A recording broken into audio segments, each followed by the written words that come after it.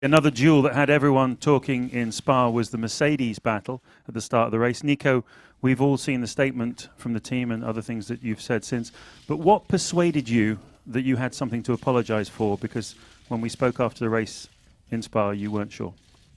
No, just with time, I took the week to think about it and have a look at it and then discuss with the team on Friday. And I just, in the end decided that it was me who needs to take responsibility for it.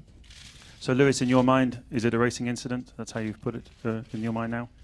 Well, there's nothing in my mind, I think this is the first time we've been in the room for a long time. There's so many people here. But no, I mean, for me, I'm really excited about moving forwards. I feel energetic. Had a good couple-day break last week, so excited to be here. This is one of my favorite circuits, so hope that we can have a good weekend. And how do you move forward? Because have you found a baseline, if you like, of trust and understanding to encourage you to believe that you guys can work together from here? I knew you were going to say that. Well, I think I already said everything in the press release. Trust is a big word, and that's not really something that I particularly would apply to racing on the track. I think naturally, I mean, me and Nico have been racing for a long time, and I think we have set a good foundation a long time ago, so that's what we work from. Ian Parks, Press Association. To Lewis and Nico.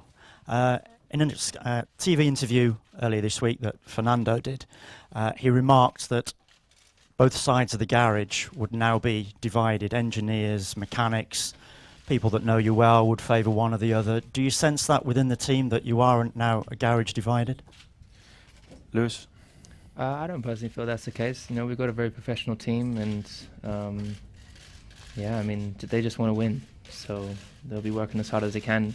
Also, the guys that are working in the garage, they work collectively for the pit stops and that. So that thought doesn't even cross my mind. I think the guys will be working flat out this weekend. They know that we have the chance to have 1-2s and to win this championship for both the driver and the constructors. And I think they're going to be giving it their all. Nico? In general, there has been throughout the whole season a healthy rivalry within the team also, and that is why we are where we are. We have the best car out there. We are the best team at the moment, and that's because we work well together as a team. If you don't work well together as a team, you can't dominate the sport in the way we are at the moment. So I think that's the best proof of that. Barna Zoldos, Nemzeti Sport Hungary.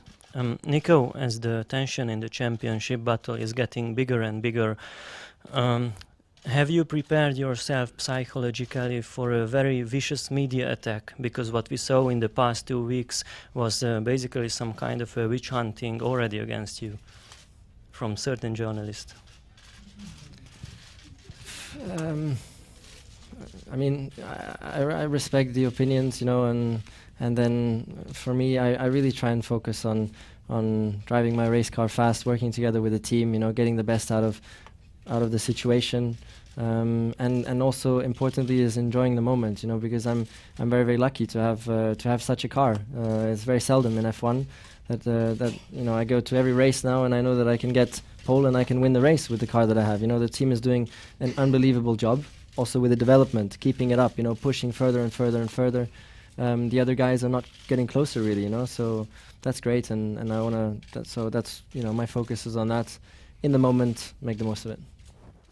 Ralf Bach, Sportbild. Louis, a question to you. We learned from last Friday that Nico get punished by the team for the incident in Spa. What I want to know is, did you get punished by the team by don't accept the team order in Hungary as well, or not? Well, I don't know really. We all get punished for all the incidents that we. Well, we have meetings always. We always get a big slap on the wrist. But as I said, I'm moving forward. In actual fact, in the first in Hungary, I didn't say no to the situation. I said that if he gets close, then I'll let him by. So I wouldn't hold him up. And afterwards, I sat with Toto and Paddy, and they said, "You made the right choice." So we, as human beings, we have the right to question things that are said to us or orders, just to make sure that it is the right one, and it turns out that that one wasn't the right one, and the team said that to me in the meeting. But in the end, it was a team order to win the race. It was, but Nico didn't get close enough to go by. So But only Nico Okay, Lauda said it was not a team Can we have order. one conference, please? Thank you. Next question. don't get too please. emotional about it, though. Next question, please. Just one more question on Spa. If I could ask Fernando and the two Mercedes drivers as well. In a situation that we saw happen last time out in Belgium, when there's a mistake by one driver and it effectively puts another driver out of the race, and then the first driver makes an 18-point gain over the second driver in a hotly contested title race, should the FIA investigate the incident a bit more closely than they did in Spa? Fernando, it's directed Fernando? first to you. I don't know why I need to answer so many questions for that. But no, I will not like to answer, to be honest, because I have no clear, input on that. It's FIA rules, and they take care of us, to race in a fair way and to respect the rules, and they try to do always that thing. And if in a Spa they didn't decide to go any further, they thought that it was okay like this. But as I said, I was not in that incident. I was not involved. I saw in the week after, but I have not clear opinion. Nico, were you asked to clarify your comments or anything? No, just we need to trust the FIA to make the right calls. That's our position as drivers. And Lewis? I think the FIA have a really tough job, and particularly over the last couple of years, they've done an exceptional job, I think, on majority of the calls. I think their problem is always that rules don't always, the scenario is always different, so the same rule doesn't always apply exactly. Sometimes perhaps it's difficult to say which rule applies to what situation, but I think it's a very good question, to be honest, because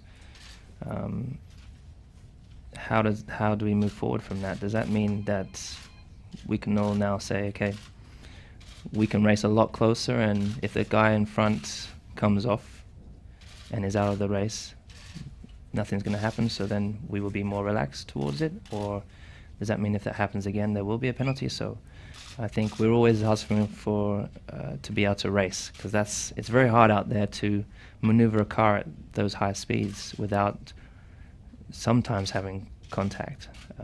But there's a fine line. But I think it's a really good question. I don't know the full answer to it, really.